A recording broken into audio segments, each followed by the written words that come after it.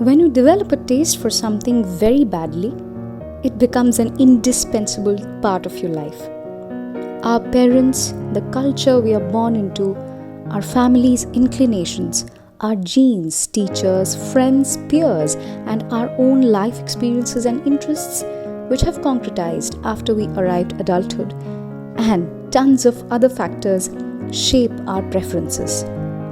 As far as I know, my parents' playlist ranges from Kavi Kaji Nazrul Islam, Kavi Guru Rabindranath Tagore's creations, Marathi Lavani, Natya Sangeet, Bangla modern songs, old songs, folk, ghazal, devotional, to Western classical, country, and of course, something even I cannot do without, Hindi film songs.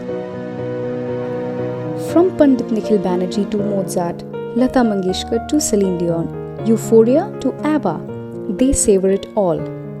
I am so very privileged to have inherited this non-discriminatory attitude from them, although this is not confined to their listening spectrum.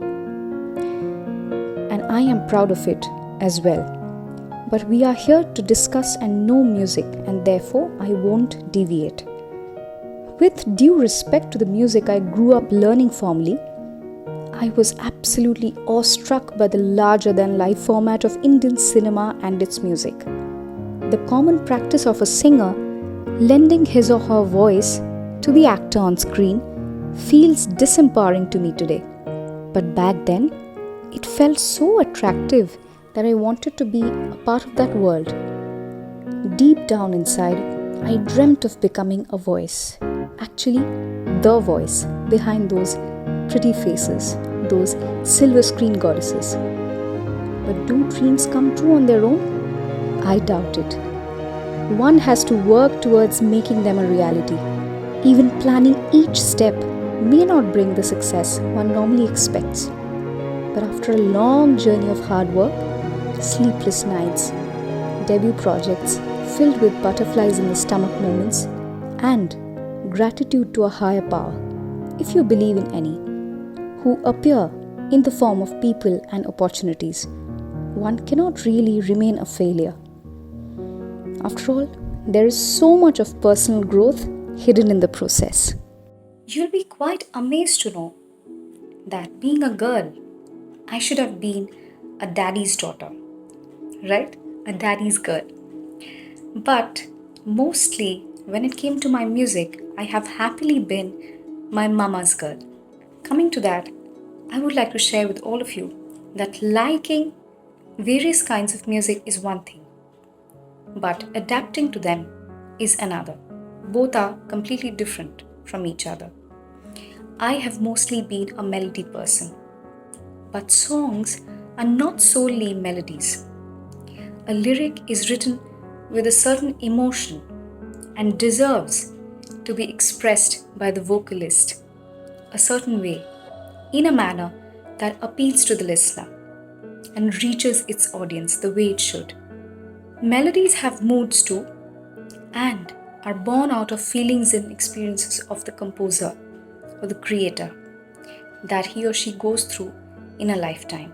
Although this is not fully applicable to cine composers who score for movies, as they are presented with situations in the storyline, and that might not be their reality, but even momentary belief in fiction is very tough.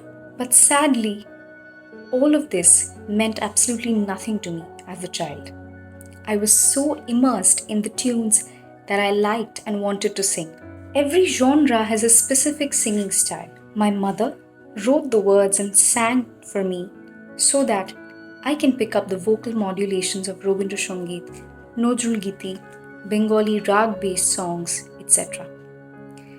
This is equivalent to visiting places and learning the local culture of those places. Indians touch the feet of elders as a sign of respect. But if I do this to an old man in America, I may come across as a crazy girl to him, in case he is unaware of our practices and traditions. Coming to music, in this context of music, what I wanted to convey is by drawing this comparison, this weird comparison, that what works in my nation may not in some other nation. Similarly, what works in one genre may not be applicable to some other genre. I know how to hit a note straight in Indian classical music, but at that time I was completely unexposed to the beauty of vibrato. It is extensively used all over the world. Summertime by Ella Fitzgerald gave me an idea of how vibrato can be used in jazz songs. It is not only the form but also the artist who can create an original style. Example, Killing Me Softly by Frank Sinatra doesn't have the same vibrato. In future, I intend to learn the vibrato and unique pitch oscillation of opera singing. But if I take a plunge into my past, my only reference was old Hindi and Bangla movie songs. Since we are diving deep into the subject, I would not feel ashamed to share my opinion. Out of Lata ji and Asha ji's elegant vibrato, Geeta Dutt's pronounced but soothing vibrato, Aroti Mukherjee's cinematic sweet vibrato, and Shonda Mukherjee's vibrato, which was exclusively her own, I felt Shonda Pishi's, as I lovingly call her, one was unique style in itself. I was super lucky to have such amazing examples to begin with. But I have zero idea of what these stalwarts had, and still they managed to become who they became eventually. इतने बिनती मोरी उनसे कहीं हो जाए, इतने बिनती मोरी पिया से कहीं हो जाए, उन बिन जियरा निकस ही जाए, सनद कहत एरियाली मोरा सैया घर ना आवे, हाँ कोयलिया को कर सुनावे।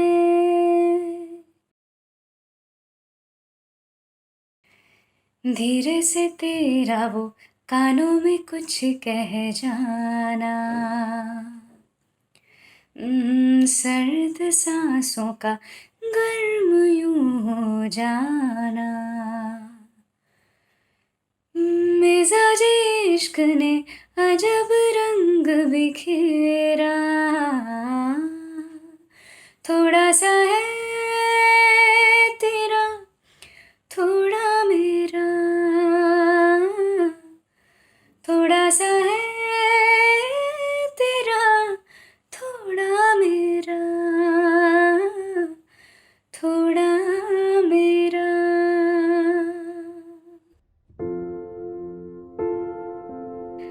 I hope you could make out the difference between the two styles and the vocal throw. In the first one, the presence of my vocal was more on the face, and the modulation and the ups and downs and the dynamics were much lesser as compared to the second style. And also, I sang the notes in a straight manner. I was hitting the notes straight, and there was no usage of vibrato, which was present very much in the second song. It's so important to decide in what amounts these ornamental elements can be used so that it enhances our vocal performance or vocal presentation. We cannot really overdo it or underplay also. We have to choose the right amount in which we can use stuff like vibrato and all these modulation dynamics. It depends. All of this, I would say, depends on the aesthetic sense of the performer or the artist. So my next huge lesson was competitions and public performances. Practice, will, courage, and habit can bring drastic transformations. The core has not changed, but there is a huge difference between the old me and today's me. It took me days before I broke my silence when I was taken to my Gurukul. which is my music school, Lalit Kala. And here we have come to performing on the stage. Just imagine. Audiences gathering in maddening numbers to listen to my music definitely boosts my energy a lot. But now, back then, when I started off, I was an extremely shy person as compared to others in the field. Even the thought of facing 10 unknown people, which may also include the judges in a competition, almost gave me nausea. We all know that a healthy gut wins the race. In this case, it actually does. This fear induced sick feeling in the stomach in anticipation of a demanding situation adversely affects our output. A more widely used and fashionable term for this is stage fright. Small scale, large scale, inter-school, and several other competitions prepared me for the days to come. Good preparation, spontaneity, in case something unexpected happens, and a smile to guard what is going on inside can take us through the initial days. Different things work for different people, and some people apparently do not have any stage fright at all. I'm not sure if it's possible for a newcomer. It wasn't for me.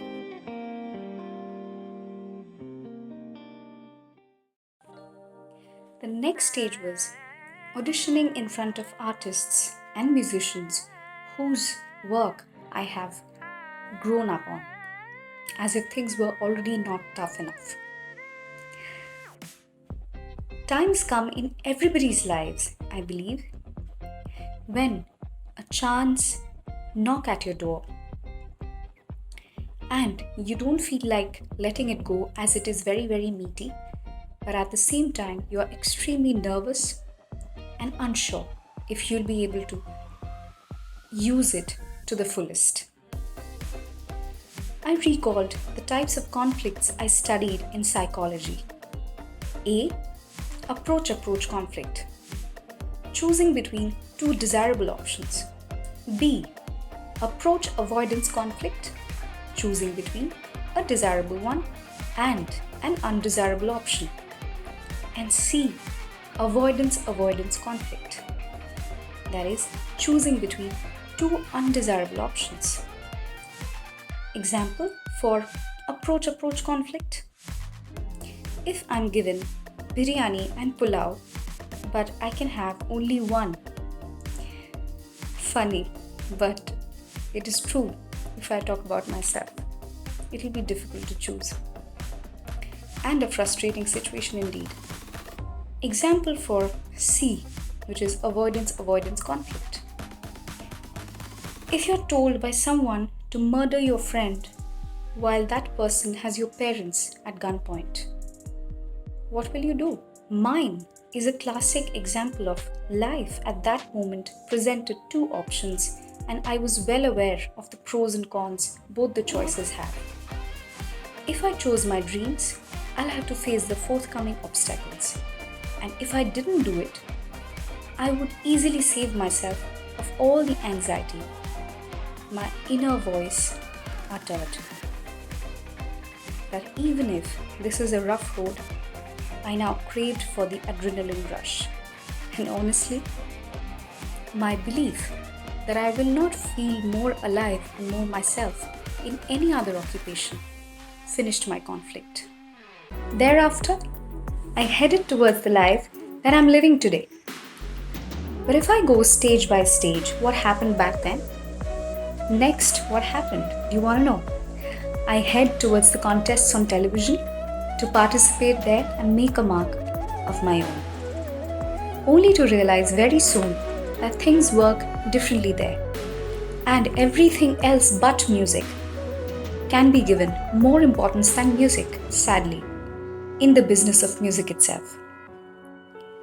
I have to be frank and honest with the aspiring people, and I hope sarcasm, a little bit of it, doesn't make you an ungrateful person.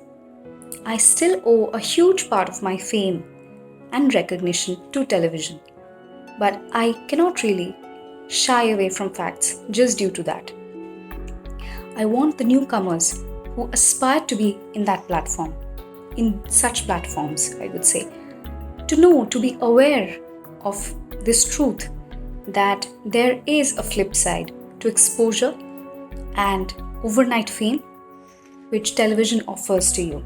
That overnight limelight, selling tears, personal crisis, family problems, etc., may have become a little stale for today's reality show watchers. I'm assuming that though. But during that time, in those years back then, I have seen that all of this changed the TRP game because it involved the audiences completely. Moving to some behind the scene visuals, I have seen manipulation happening in most of the areas, starting from song selection to outfits. I was unwillingly learning that we do not live in a simple world, but the choice was made. And I wanted to go through the bad to see the good eventually. The opportunity to meet and sing in front of the established people from the fraternity was one of the best, I should say. Getting to know the real person behind the artist or a star off camera has been very inspiring, sometimes heartwarming, and at times heartbreaking. Coming to some technical aspects, whatever little dubbings happened during the show, it was my stepping stone to studio etiquette. One of the senior guides I met at that time, Mr. Anand Sharma, helped me understand the microphone greatly. In case of certain alphabets, position of the mouth shifts, otherwise a blow-like sound appears in the recording. The voice control and modulation in a live performance differs slightly and sometimes greatly from that in a studio. These are only a couple of things I learned during that period. A handful of other lessons were present in the entire phase to which I owe my development as a public person. It felt as if I was being groomed every moment. Post that, I came out and saw how people showered love on me. As a result of such intensive grooming for all those months, I was improving in many aspects. I was much free and could fearlessly be myself now during my media interactions, interviews, appearances, gigs, etc. Post the show, when I came out, I saw how people were showering their love on me. It was really overwhelming. As an early teenager, I was literally mobbed every day by the children when I resumed school. The teachers and other staff used to keep me inside the staff room sometimes to keep me sane so that I don't have to handle the situation alone, all by myself. Stardom, fame, love, craze, whatever you may want to call it, you can. That's the power of television in my country. A lot of people in the industry, especially the composers, also knew me now during that time, after the show. And that was one of the main motives I had before I went to the show. So I was very, very happy with this development especially. My dreams were slowly coming true and sometimes coming true in a blink of the eye. That fast, yes.